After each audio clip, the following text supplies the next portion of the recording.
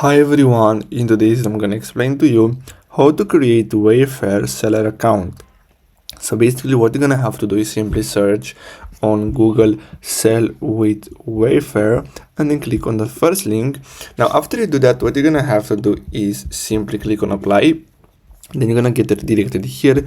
We're gonna have to simply fill with all your information. So as you can see, you're gonna have to enter your first and last name, your primary contact job title, email and phone number, then business information. So you're gonna have to enter your legal business name, business address, country, city, state, postal code, and as you can see here, you're gonna have to choose in which state is your business legally registered. Then here you're gonna have to simply enter some logistical information, and after that simply click on apply now, and basically that's all you have to do in order to create an account and start selling with Wayfair.